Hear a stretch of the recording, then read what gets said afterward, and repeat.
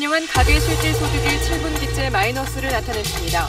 일부 분야의 편중된 성장과 좀채 풀리지 않는 고용 상황이 원인으로 지목되면서 정부가 내세운 소득주도 성장을 실현하는 과정이 험난할 전망입니다. 한중 수교 25주년을 맞아 두 나라 정상이 축하 메시지를 교환했습니다. 시진핑 주석은 서로의 이견을 타당하게 처리하길 바란다며 사실상 사드 철회를 위한 한국의 노력을 촉구했습니다. 중국 내 교민사회는 침울한 분위기에서 수교 기념일을 보냈습니다. 한류 열기는 싸늘하게 식었고 한중 양측이 공동 개최하던 베이징의 기념 행사도 이번엔 따로 열렸습니다. 이재용 삼성전자 부회장에 대한 법원의 첫 판단이 내일 내려집니다. 내일 선고의 핵심인 뇌물죄를 놓고 법조계에서는 혐의가 충분히 입증된다는 의견과 결정적인 증거가 없다는 의견이 엇갈리고 있습니다. 살충제 달걀 파동을 미숙하게 대처하고 자질 논란까지 빚어진 류영진 식약처장에 대해 청와대가 주의 메시지를 보냈습니다. 이낙연 총리도 류 처장을 다시 한번 질책했습니다. 생리대 릴리안을 사용한 뒤 건강 이상을 호소한 여성의 66%가 생리 주기가 바뀌었다고 답한 것으로 나타났습니다. 집단 소송을 준비하는 인터넷 카페 회원이 사흘 만에 8,500명으로 늘었고 제조사인 깨끗한 나라는 모든 제품의 판매와 생산을 중단하기로 했습니다. 5.18 광주 민주화운동 당시 계엄군에게 발포 명령이 하달됐다는 군 문건이 처음으로 발견됐습니다. 문건에는 계엄군에게 1인당 실탄 20발이 지급됐다는 내용도 들어있습니다. 시중에 판매되는 휴대전화 케이스 6개 제품에서 중금속 등 유해물질이 다량으로 검출됐습니다. 유럽연합 기준보다 9,000배 넘는 카드뮴이 검출된 제품도 있었습니다. 고수익을 보장한다며 접근해 서민 주머니를 노리는 변종 다단계 사기가 판치고 있습니다. 특히 첨단 기술에 투자한다는 말에 당하는 사례가 잇따르고 있는데 그 실태를 기동 취재했습니다.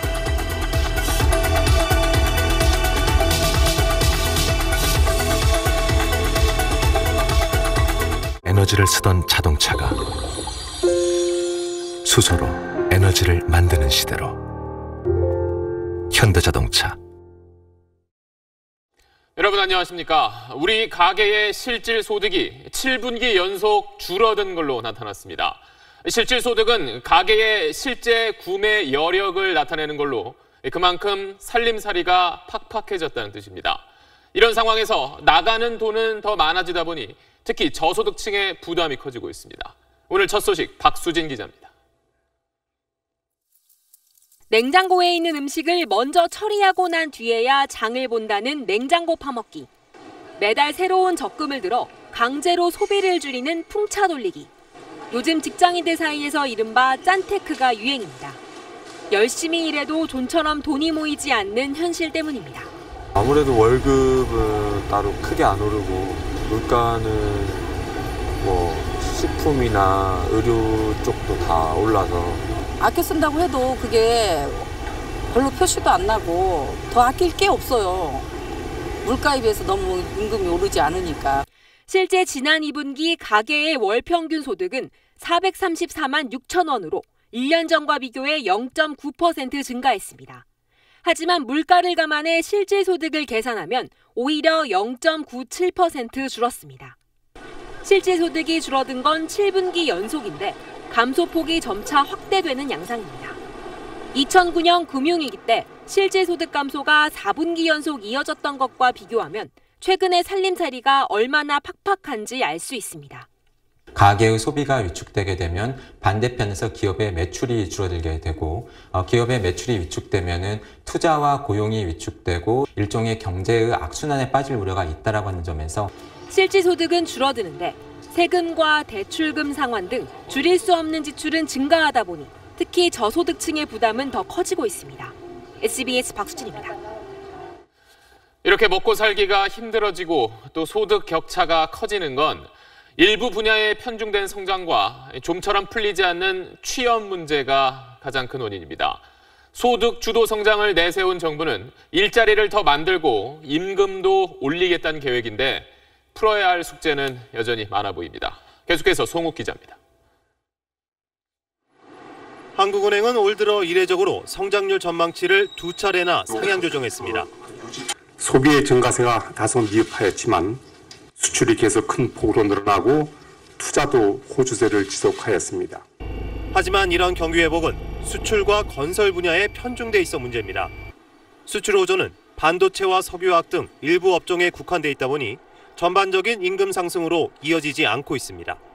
좀채 풀리지 않는 고용 상황 또한 소득 감소를 부채질하고 있습니다. 6개월 이상 구직 활동을 했지만 일자리를 찾지 못한 장기 백수가 무려 18만 명으로 외환 위기 수준입니다. 고용시장의 악화로 인한 근로소득의 감소, 자영업의 사정이 안 좋아지고 있는 것 역시 원인으로 판단됩니다. 소득주도 성장을 내건 정부는 이런 문제 해결을 위해 일자리를 늘리고 임금 인상을 유도하는 한편 생계비 절감 대책을 추진하고 있습니다. 내년도 일자리 예산을 12%대로 확대하여 일자리의 양을 대폭 늘림과 동시에 최저임금 인상을 통해 적정 수준 임금 소득을. 하지만 급격한 임금 인상에 대해 영세 자영업자 등 기업의 반발이 거세고 공공부문 일자리 확대도 녹록치 않은 상황입니다. 늘어나는 정부 지출에 대한 재원 마련과 이 과정에서 불거지고 있는 증세 논쟁도 정부의 해결 과제로 남아 있습니다. SBS 송욱입니다. 오늘은 우리나라와 중국이 수교를 맺은 지 꼭 25년째 되는 날입니다.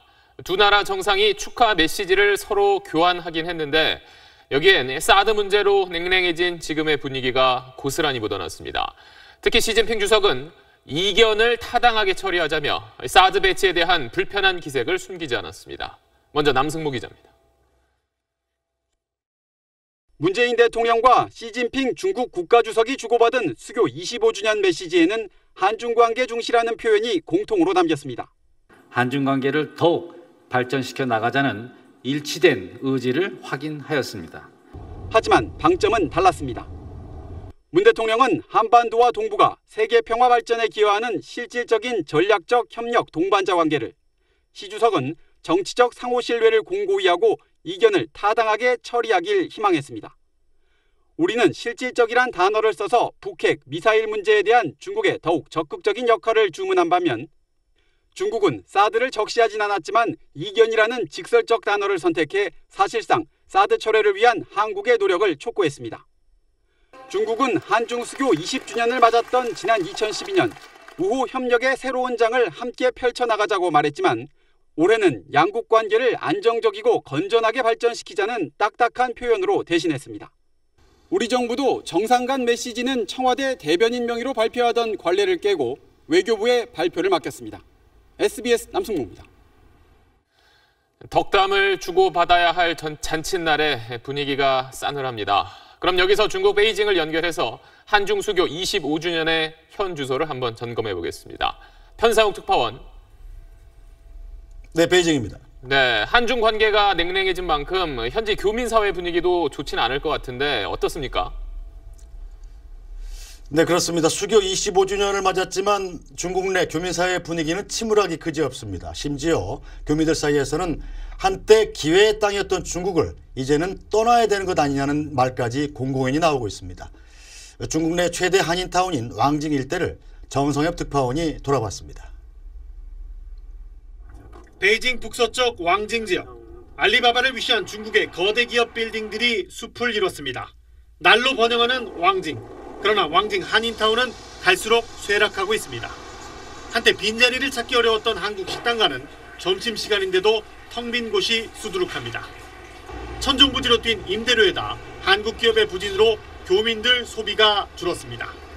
중국 하면 막 떼돈 벌을 것이다 라고 오시는 거 아닌데 중국을 너무 쉽게 생각한 거예요. 여기에 사드 배치가 결정타를 날렸습니다. 그나마 지탱해주던 중국 손님들이 한인 상권을 외면하면서 한국 자영업자 매출은 평균 30% 이상 줄었습니다. 한국 사람이 지나가면 좀 약간 눈을 흘기는 듯한 그런 느낌을 받고 이제 식당 자체도 오지도 않는 거죠. 사드 직격탄을 맞은 롯데마트는 손님보다 종업원이 더 많고 단체 관광 금지로 여행사도 개점 휴업 상태입니다. 한때는 한참을 대기해야 입학할 수 있었던 이곳 베이징 한국 학교도 이제는 초등학년 학급수를 줄였습니다. 그만큼 한국 학생들이 이곳을 떠났다는 얘기입니다. 교민들은 이제 버틸 힘도 남지 않았다고 하소연합니다.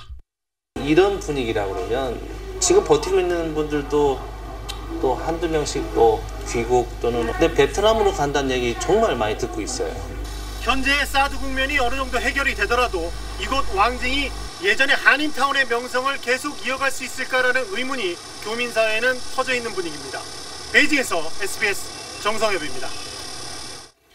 네, 상황이 꽤 심각하네요. 베이징에서 또 오늘 한중 수교 기념 행사가 있었는데 우리나라랑 중국이 따로따로 행사를 열었다고요? 네, 25주년 기념행사를 한중 양국이 서로 따로따로 연다는 것 자체가 오늘날 한중 관계를 보여준다고 할 수 있습니다. 5년 전인 한중 수교 20주년 때는 물론 한중 양국이 공동으로 개최를 했고요. 당시 주석 취임이 확실했던 시진핑 당시 부주석 등 고위인사들이 대거 참석했습니다. 이번엔 중국 측 행사가 어제 먼저 열렸는데 25주년 기념행사란 말이 무색할 만큼 초라했습니다. 중국 측 주빈도 현직 주요 인사가 아닌 천주 전인대 상무위원회 부위원장이 참석했고 초청 인사도 100여 명에 불과했습니다. 조금 전 8시부터 시작된 우리 측 행사에는 중국 측 최고위 인사로 완강 인민정치협상회의 부주석 겸 과학기술부장이 참석했습니다. 명목상 부총리급이지만 공산당이 아닌 군소정당 주석이고 한반도 문제와도 무관한 인사입니다. 중국 언론들은 한중 수교 25주년이라는 사실은 전혀 부각시키지 않은 채 행사 동정만을 짧게 보도하는 냉랭한 태도를 보이고 있습니다. 지금까지 베이징에서 전해드렸습니다. 네, 한중 관계가 이렇게 꼬인 건 결국 사드 때문인데 문제는 마땅한 해결책이 보이지 않는다는 점입니다. 사드 배치를 철회하라는 중국이 조금 더 물러서지 않고 있기 때문에 우리 정부의 선택지가 없는 상황입니다. 한중 관계 해결책은 김웅수 기자가 짚어봤습니다.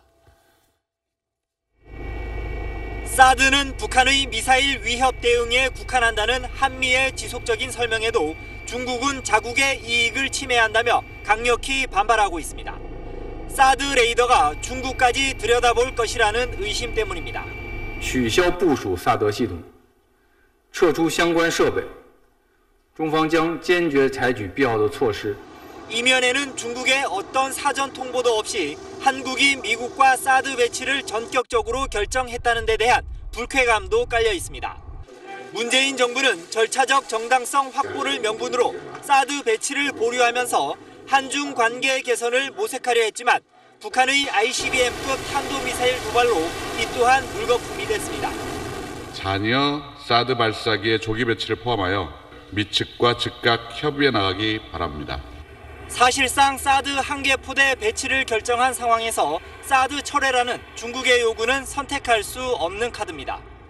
굳이 미국이나 중국 중에 한 국가를 선택을 해야 된다면 그건 한미동맹일 수밖에 없고 그것으로 우리에게 미칠 수 있는 어떤 부정적인 결과는 우리가 좀 더 많은 외교력을 통해서 극복해야 될 때문에 사드 문제로 드러난 한중 관계의 근본적 한계를 직시하면서 중장기적인 대중관계 전략을 마련해야 할 것으로 보입니다. SBS 김웅수입니다. 5.18 광주 민주화운동 당시 계엄군에게 발포 명령이 내려졌다는 군 문건이 처음으로 발견됐습니다. 여기에 어떤 내용이 담겨 있는지 잠시 뒤 자세히 전해드립니다.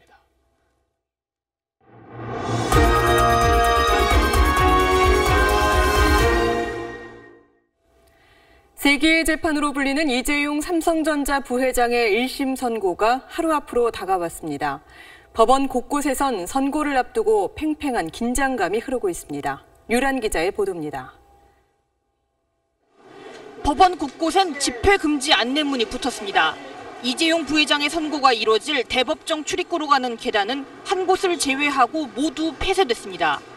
내일 법원 청사 주변엔 법원 보안관리대와 이계중대 160명 규모의 경찰력도 투입됩니다.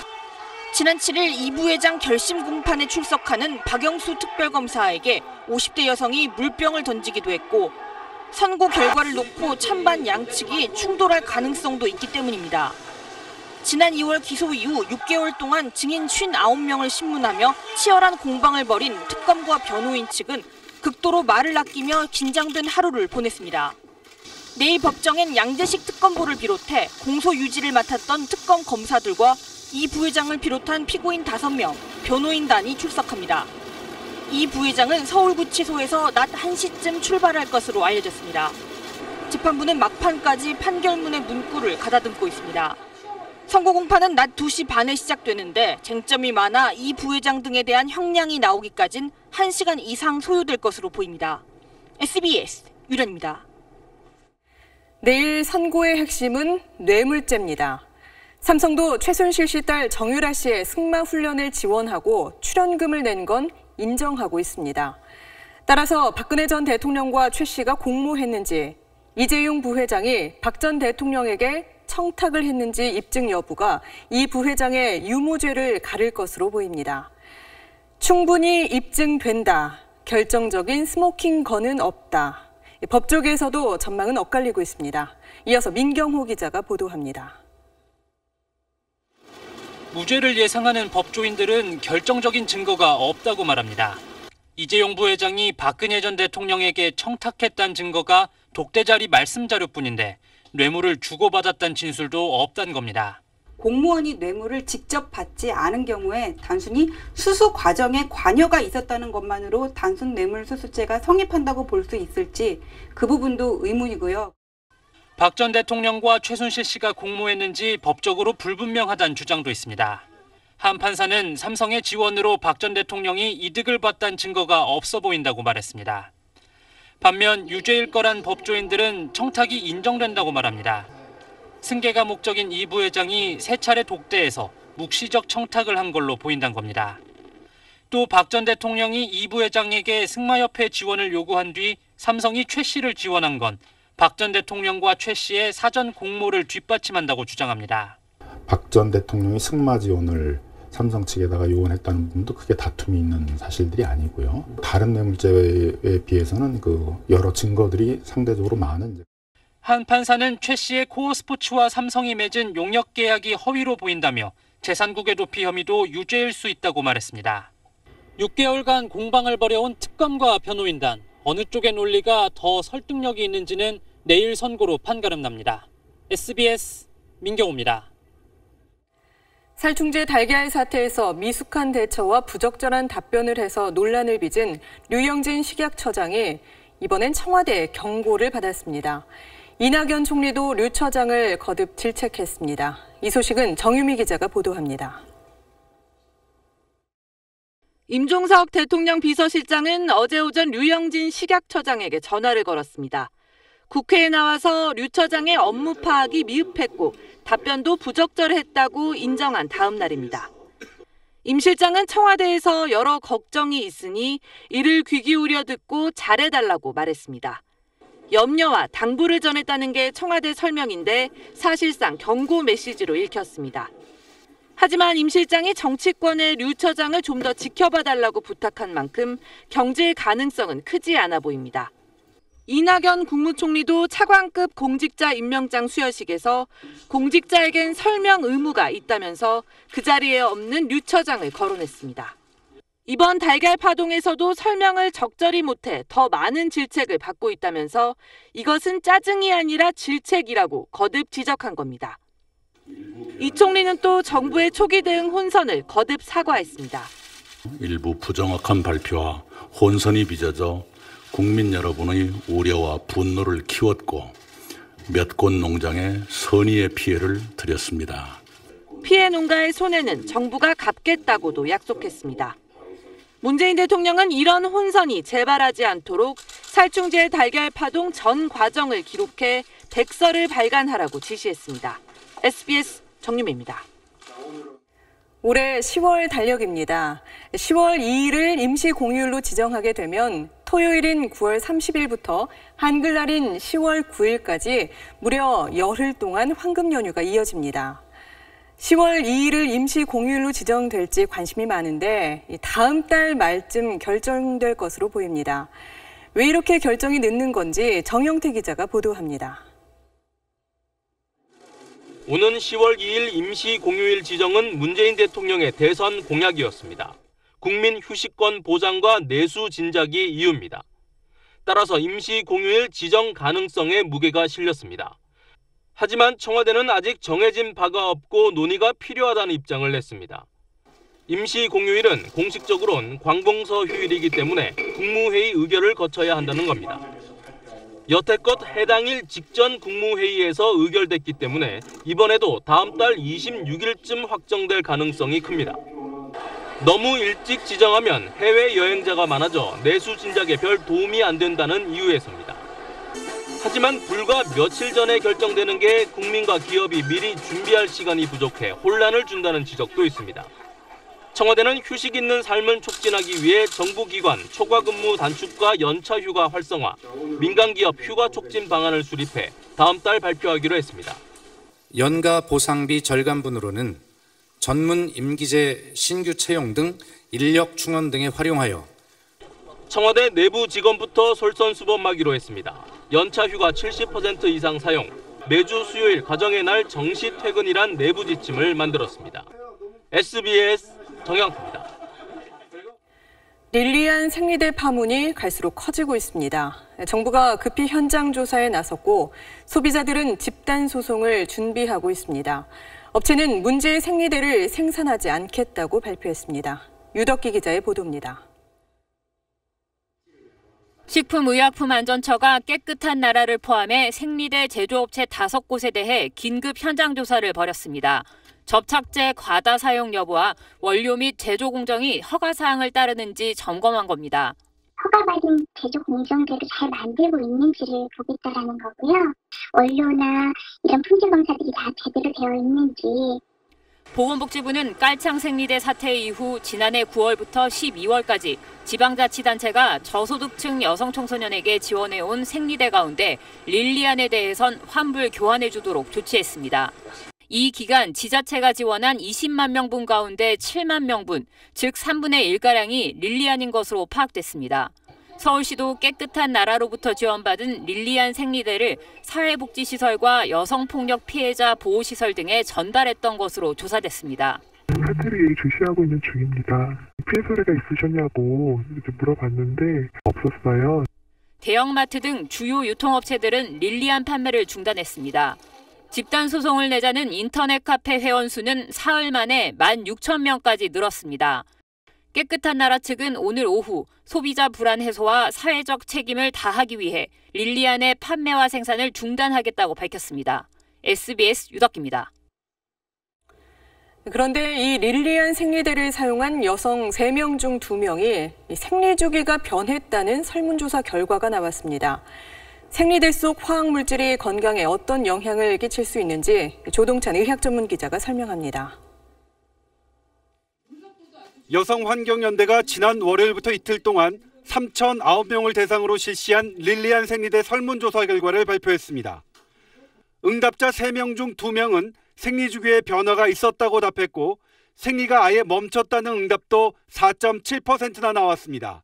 생리량이 줄었다 86%, 생리통이 심해졌다 68%, 피부에 문제가 생겼다는 답은 48%였습니다. 하루 하루씩 줄어들더니 그래서 다른 사람보다 일찍 왔나 싶었는데 릴리안 생리대에서 검출된 것으로 알려진 벤젠과 톨루엔 등 휘발성 유기 화합물이 생리에 어떤 영향을 주는지에 대한 연구 보고서는 아직 없습니다. 그러나 생리에 영향을 줄 가능성은 있습니다. 벤젠과 톨루엔 모두 피부 접촉으로 흡수될 수 있는데 점막에서는 더 많이 흡수됩니다. 특히 톨루엔은 식욕을 떨어뜨리거나 의식을 혼탁하게 하는 등 신경계와 호르몬에 악영향을 준다는 보고가 있습니다. 장기간 지속적으로 노출이 된다면 여성의 생식 기능에 어느 정도의 영향을 미칠 가능성은 있을 것으로 생각이 됩니다. 다만 호르몬을 교란시킬 수 있는 생활 속 화학 물질이 워낙 다양해서 생리대만의 악영향을 정확히 평가하는 데는 시간이 걸릴 수 있습니다. SBS 조동찬입니다. 5.18 광주 민주화 운동 당시 계엄군에게 발포 명령이 하달됐다는 군 문건이 처음으로 발견됐습니다. 문건에는 계엄군에게 1인당 실탄 20발이 지급됐다고 적혀 있습니다. 김태훈 기자의 보도입니다. 오늘 5.18 재단이 공개한 군 문건입니다. 밤 11시 완전 무장한 폭도가 10,000명에 달한다는 보고에 이어 15분 뒤에는 전교사, 즉 전투교육사령부와 전남대 부군 병력에게 실탄 장전과 유사시 발포 명령이 하달됐다는 보고가 올라왔습니다. 실탄은 1인당 20발씩 지급됐다고 명시됐습니다. 5.18 재단은 문건 하단에 적힌 숫자를 토대로 1980년 5월 21일 오전 0시 20분 505 보안부대가 작성한 문건으로 추정했습니다. 21일은 계엄군이 전남 도청 앞에서 광주 시민에게 집단 발포한 날입니다. 5.18 재단은 이 문건 내용이 당시 상황과 정확히 부합한다며 발포 명령을 부인해온 신군부의 주장을 뒤집는 증거라고 밝혔습니다. 문건에는 또 소요가 전남 전 지역으로 확대됨에 따라 마산 주둔 해병 1사단 1개 대대를 목포로 이동할 예정이라고 적혀 있습니다.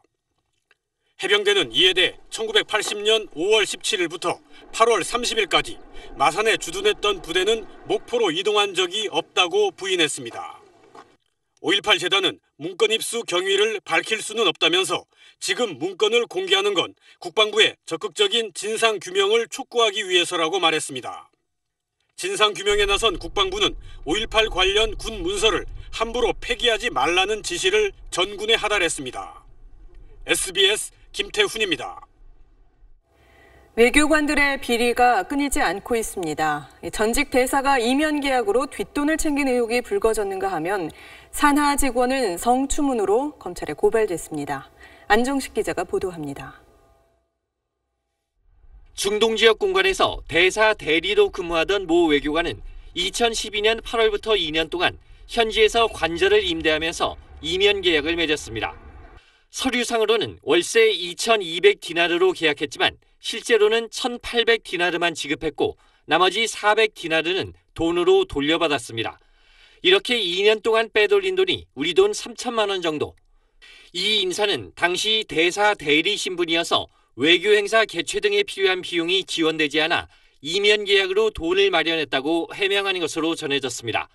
외교부는 이면 계약으로 국가 돈을 횡령한 것은 엄연한 사기라며 이 전직 대사를 검찰에 고발했습니다. 외교부 산하기관인 코이카 한국국제협력단에서는 성추문이 불거졌습니다. 지난 3월 해외봉사단 복무점검차 중남미 국가에 갔던 고위 간부가 만취한 여자 인턴을 호텔의 자기 방에 데려갔다 직원들에게 들켰습니다. 이 간부는 직원들이 방문을 두드려도 나오지 않다 호텔 직원이 마스터키로 문을 열려 하자 방 밖으로 나왔다고 외교부는 전했습니다. 더구나 코이카는 이런 사실을 보고받고도 징계나 고발 대신 사표 수리로 사건을 마무리했습니다. 외교부는 이 전직 간부를 준강제추행 혐의로 검찰에 고발하고 사후 처리를 제대로 못한 코이카 간부들도 중징계했습니다. SBS 안정식입니다. 다음 소식입니다. 홍콩을 휩쓸며 많은 상처를 남긴 13호 태풍 하토가 이번엔 중국 남부 지역을 강타해 지금까지 적어도 12명이 숨지고 수백 명이 다쳤습니다. 이 강한 바람에 동네 전체가 사라지다시피 한 곳도 있습니다. 김정기 기자입니다. 시속 100km가 넘는 강풍의 아름드리 가로수가 힘없이 휘어지고 뽑혀 나갑니다. 태풍이 지나간 곳은 아파트라고 해서 안전하지 않습니다. 지하 주차장에 엄청난 빗물이 넘쳐 마치 수영장처럼 변했고 주민 여러 명이 고립됐습니다. 구조를 기다리다 한 명은 끝내 목숨을 잃었습니다. 거리의 행인들은 몸을 가누기도 힘들어 보입니다. 최대 풍속 시속 175km. 엄청난 태풍의 위력은 지나는 곳마다 쑥대밭을 만들었습니다. 중국 광시의 한 마을에서는 폭우와 함께 회오리 바람까지 몰아쳐 동네 전체가 사라지다시피 했습니다. 광둥에서는 전력 공급이 끊겨 190만 가구가 어둠 속에서 구조를 기다려야 했습니다. 이번 태풍으로 오늘 8명이 숨져 지금까지 최소 12명이 숨졌고 수백 명이 다쳤습니다. 중국 기상청은 올 들어 처음으로 태풍 홍색 경보를 발령했습니다. 앞으로 태풍 하토는 6,600만 명의 인구가 밀집된 중국 내륙 지역을 진행할 것으로 예상돼 추가 피해가 우려되고 있습니다. SBS 김정기입니다. 지금이 울지훈련 기간인데 대전에서 술에 만취한 현역 육군 부사관이 음주 단속을 하던 의경을 치고 달아났습니다. 이 부사관은 가로수를 들이받은 뒤 붙잡혔습니다. TJB 박찬범 기자입니다. 뒤집힌 검은색 SUV 차량이 가로수와 뒤엉켜 일대가 쑥대밭이 됐습니다. 나뭇가지와 차량 파편이 사방에 깔렸습니다. 을지연습 사흘째인 어젯밤 11시쯤 대전시 유성구 충남대학교 앞에서 발생한 사고입니다. 26살 김모 중사는 음주 단속을 피해 차량을 몰고 도망가던 중 의경 2명을 치고 가로수를 들이받았습니다. 의경들은 차량과 충돌해 쓰러지는 가로수에 깔릴 뻔한 위험을 겪었습니다. 인도 쪽으로 올 줄은 전혀 몰랐거든요. 근데 도로에서 인도 쪽으로 넘어오니까 이제 너무 피할 겨를도 없이 너무 당황스러웠던 상황이었어요. 김중사의 혈중 알코올 농도는 0.116%로 만취 상태였습니다. 이들은 전방에서 경찰이 음주 단속한 것을 보고 100m 가까이를 후진한 다음 역주행하려는 속셈이었습니다. 김중사와 동승자 양모하사는 육군 모부대 소속으로 대전에 군사교육을 받기 위해 왔습니다. 세교 심의가 확정돼서 원 소속 부대를 복귀해서 헌병 조사를 받게 되고 조사 결과에 따라 법과 규정에 의해 엄정히 처리한 예정입니다. 을지연습 기간 어이없는 부사 간의 음주운전과 도주행각이 자칫 더 큰 사고로 이어질 뻔했습니다. TJB 박찬범입니다. 최근 제주에선 들깨가 극성이라고 합니다. 때로 몰려다니면서 맹수처럼 가축은 물론 야생 노루까지 공격하고 있습니다. JIBS 박재현 기자가 취재했습니다. 무리를 지은 들깨떼가 무언가를 공격합니다. 야생동물들이 사냥할 때 흔히 볼 수 있는 모습입니다. 야생 노루입니다. 달아나던 어미 노루는 멀리서 지켜만 봅니다. 노루가 공격당한 곳에서 300m가량 떨어진 곳입니다. 이곳에서도 들깨에 공격당해 죽은 것으로 추정되는 노루 사체가 또 발견됐습니다. 들깨들이 노루를 사냥한 곳이 목장이라 가축 피해가 발생하지 않을까 걱정입니다. 그 송아지에 대한 위협도 될 뿐더러 그 방목을 하고 있기 때문에 그 방목한 임신우들 놀래면 그 유산 위험도 있기 때문에 들깨들은 공격 대상을 관상용 조류서부터 덩치 큰 망아지까지 넓히고 있습니다. 야생의 늑대에서 내려온 혈통이기 때문에 야생적인 공격 습성은 남아 있고요. 또 이제 생존을 위해서 공격을 하는 그런 습성도 남아 있기 때문에 저희 센터에도 노루나 이런 야생동물들이 들깨한테 공격받아서 구조되는 사례가 종종 있습니다. 더구나 야생성이 강해지면서 사람의 안전에도 위협을 주고 있습니다. 피해는 늘고 있지만 유해동물로 지정되지 않은 들깨 포획은 법으로 금지돼 있어 대책 마련이 시급합니다. JIBS 박지현입니다. 요즘 판교 테크노밸리에는 회사 구내식당에서 외부 손님을 받지 말라는 현수막이 곳곳에 걸려 있습니다. 주변의 식당 상인들이 구내식당 때문에 손님이 줄었다면서 이런 현수막을 내건 겁니다. 임태우 기자입니다. 점심시간 판교 테크노밸리의 한 구내식당은 직장인들로 붐빕니다. 같은 시각 일반 음식점에는 빈자리가 많습니다. 저희 진짜 7,000원짜리 점심 팔면서 하루에 진짜 오시는 손님이 진짜 제가 얘기하면 기절할 정도예요. 저희 점심 손님이 나와보셔봤자 한 20명, 30명 많아야. 음식점 주인들은 구내식당이 계속 늘고 입주 건물 직원이 아닌 사람들도 구내식당이 받아 어려움이 크다고 호소합니다. 취재진이 직접 구내식당을 이용해봤습니다. 외부인 이용을 삼가달라는 안내문이 있지만 입구 자판기에서 산 식권으로 밥을 먹는데 문제가 없었습니다. 저희도 자판기를 없애려고 그러는데 식권하는데 줄이 무려 불편하다고 해서 저희가 자판기를 못 없앴어요. 여기 고객사 입장도 있으니까. 현행법상 구내식당은 특정 다수인에게 음식을 제공하는 집단 급식소로 규정되어 있습니다. 일반 식당처럼 손님을 받는 건 위법입니다. 구청이 점검에 나서기도 했지만 외부인 구별이 어려워 단속이 사실상 불가능했습니다. 대기업에서 구내식당을 운영하고 있는 그러한 상황들과 또 무분별한 허가로 인해서 고통받고 있는 자영업자들을 생각해서 불가피한 선택을 하게 되었습니다. 이렇게 내건 음식점의 현수막이 선뜻 와닿지 않는다는 사람들도 있습니다. 맛이 있으면은 아무렴 구내식당이 아무리 싸도 사람들이 찾아가지 않을까 그런 생각도 하고요. 구내식당이 그거 한다고 해서 이 막 수많은 상가들이 그렇게 영향을 받는지는 잘 모르겠어요. 상인과 구내식당, 식당 이용객 모두가 만족할 해법을 찾기는 쉽지 않아 보입니다. SBS 임태우입니다. 대학교 주변에 자리 잡고 있던 작은 서점들은 요즘 찾아보기가 쉽지 않습니다. 그런데 얼마 남지 않은 이런 서점들마저 출판사의 횡포로 어려움을 겪고 있습니다. 어떤 사연인지 이호건 기자가 취재했습니다. 30년 넘게 성균관대학교 앞에서 장사하고 있는 작은 서점 풀무질. 이곳을 운영하는 53살 은종복 씨는 요즘 쌓이는 책 재고 때문에 고민이 많습니다. 고시 수험서는 매년 개정판이 나오면 구판은 찾는 사람이 없고 수험생들에게 혼란을 줄 수 있어 출판사들은 보통 반품을 받고 개정판을 서점에 팝니다. 그런데 한 고시 전문 출판사가 구판 반품 수량을 제한한 겁니다. 이 출판사는 3년 전쯤 각 서점에 공문을 보내 고등고시 수험서는 구판의 5%만 반품을 받겠다고 통지했습니다. 은 씨의 서점에 재고로 쌓여있는 구판 수험서는 40여 권. 불만이 많지만 학교 앞 작은 서점은 수험서가 주요 판매품인데 출판사 측에서 공급을 끊어버릴까 봐 항의도 제대로 못한다고 말합니다. 아예 거래를 못하는 거죠. 책을 안 주니까. 다른 도매상을 통해서 내가 그 책을 받을 수 있으면 저도 괜찮아요. 그런데 거기는 도매상을 쓰질 않아요. 서점들이 떠안는 재고는 연간 적게는 수십만 원에서 많게는 500만 원도 된다고 말합니다. 10년 정도가 아니고요. 그건 커정하지 말라는 거랑 똑같습니다. 상당이나 이런 것들을 고려하지 않은 거랑 좋지죠. 해당 출판사 측은 일부 서점이 몇 년 지난 구판까지 반품하면서 손해가 늘어 제한했지만 영업 담당자 재량껏 5% 이상 반품을 받아주기도 한다고 말했습니다. SBS 이호건입니다.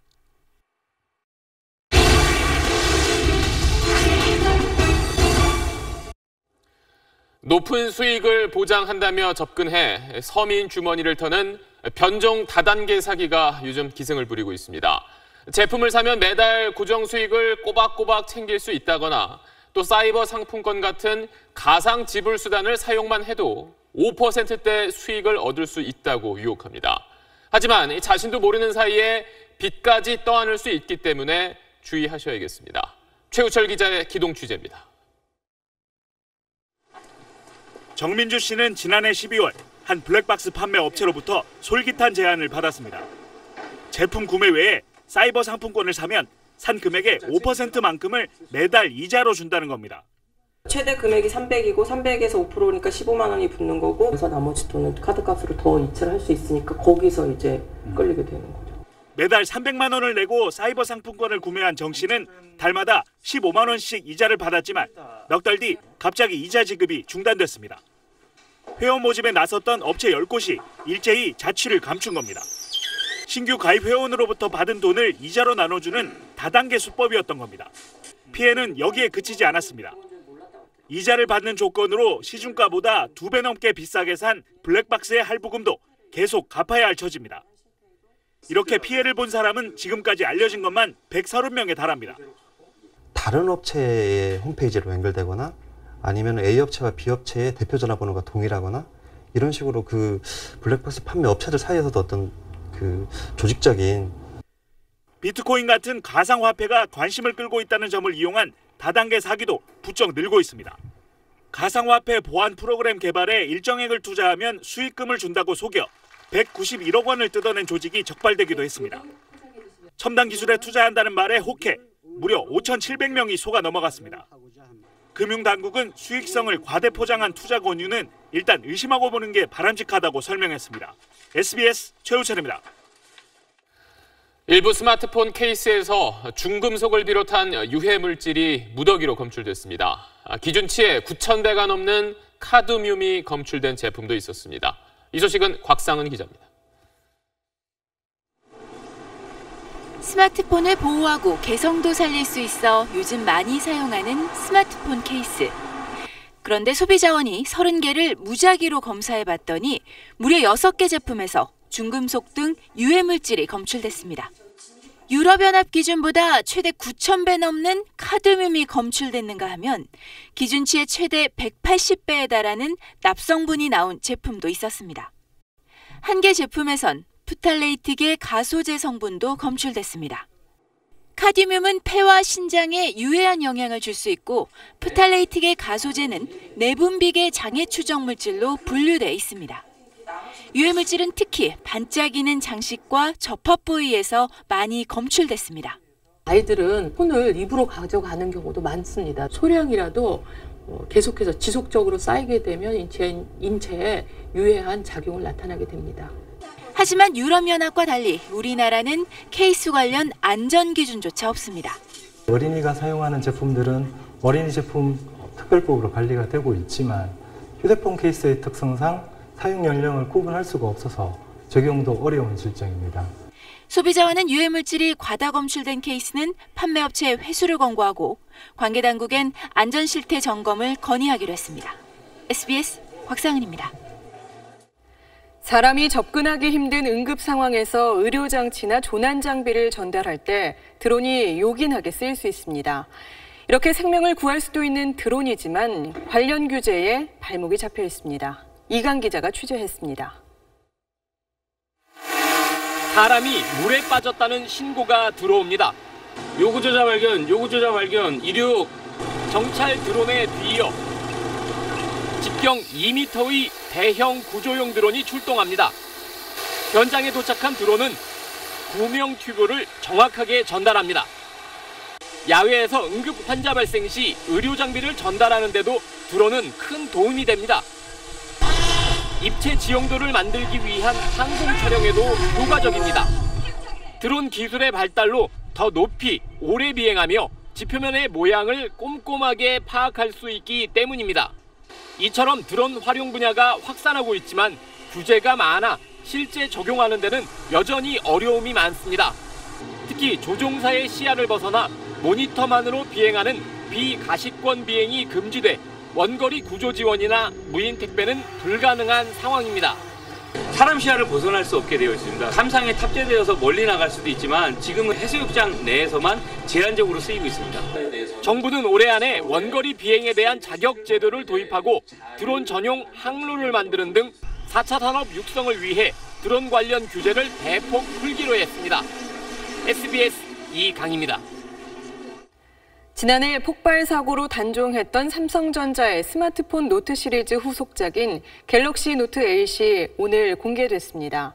LG전자와 애플도 곧 신제품을 내놓을 예정이어서 하반기 치열한 격돌이 예상됩니다. 한승환 기자입니다. The Galaxy Note 8. 미국 뉴욕에서 열린 삼성의 갤럭시 노트 8 공개 행사장.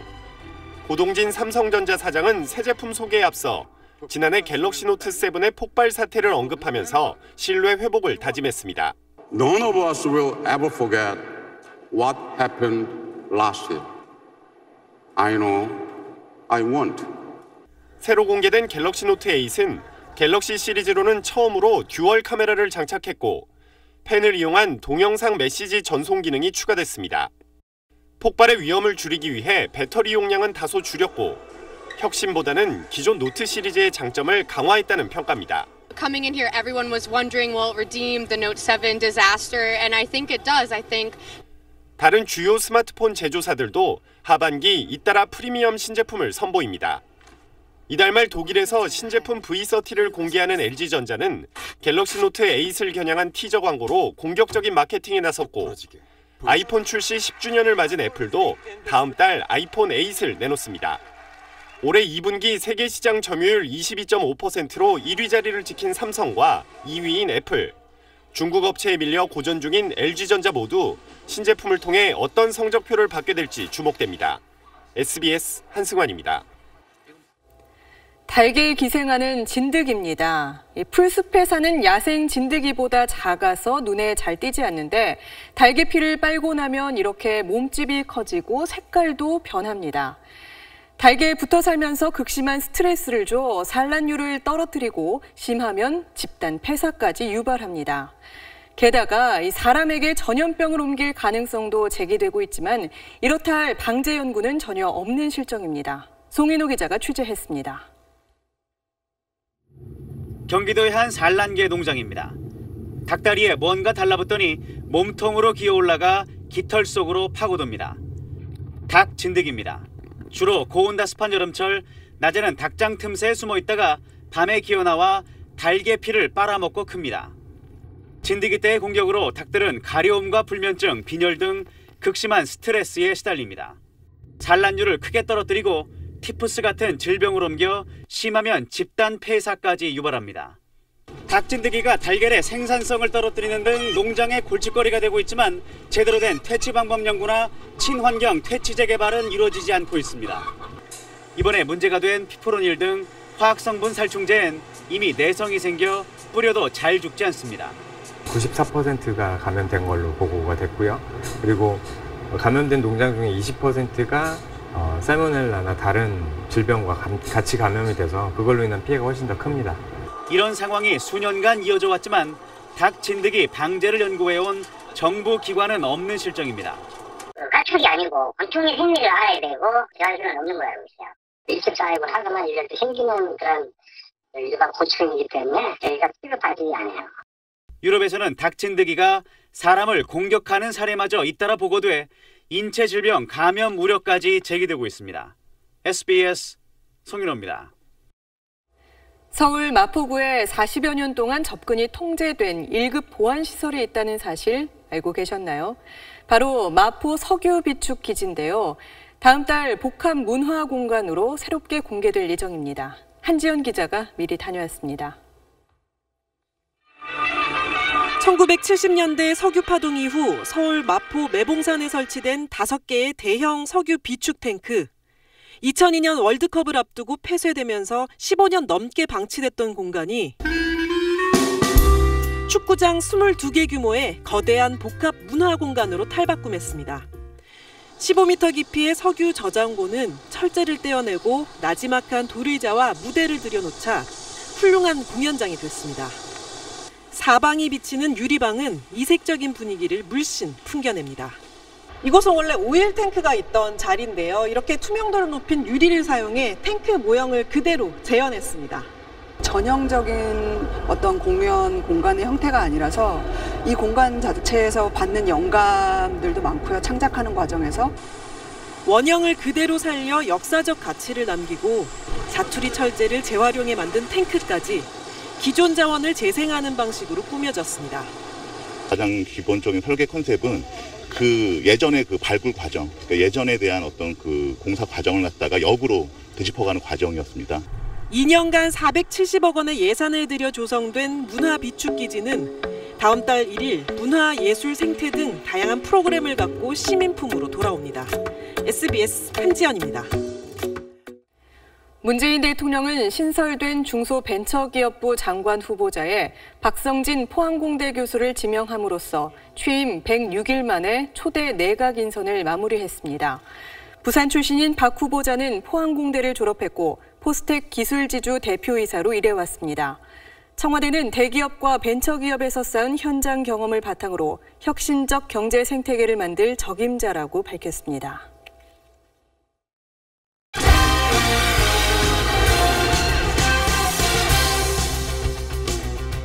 스포츠 뉴스입니다. 프로야구에서 시즌 초반부터 선두를 질주하던 기아가 막판에 크게 흔들리고 있습니다.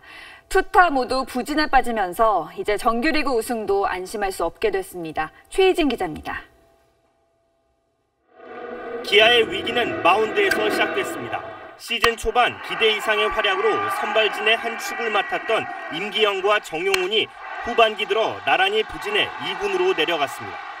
흔들리는 마운드를 지탱하던 에이스 양현종과 헥터마저 그제와 어제 롯데와 2연전에서 패전 투수가 됐습니다.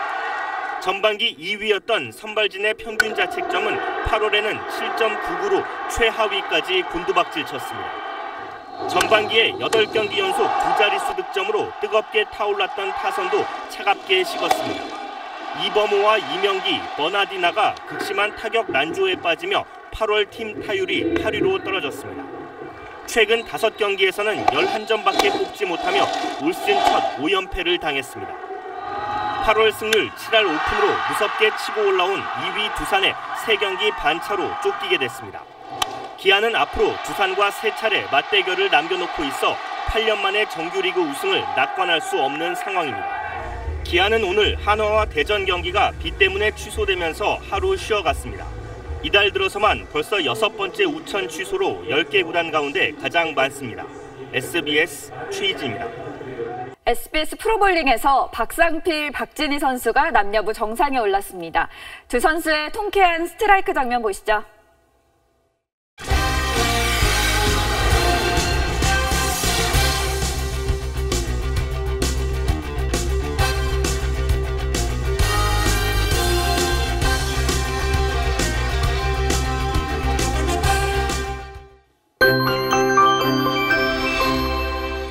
오늘 강한 비구름이 좁은 지역에 폭우를 퍼부었습니다. 밤이 된 지금은 충청 남부와 일부 전북 지역에 강한 비가 집중되고 있는데요. 이렇게 비구름이 남쪽으로 이동하면서 중부지방은 밤사이 그치겠고 남부지방은 내일 오전까지 비가 내리다 그치겠습니다. 이후로는 전국이 점차 맑아질 것으로 보입니다.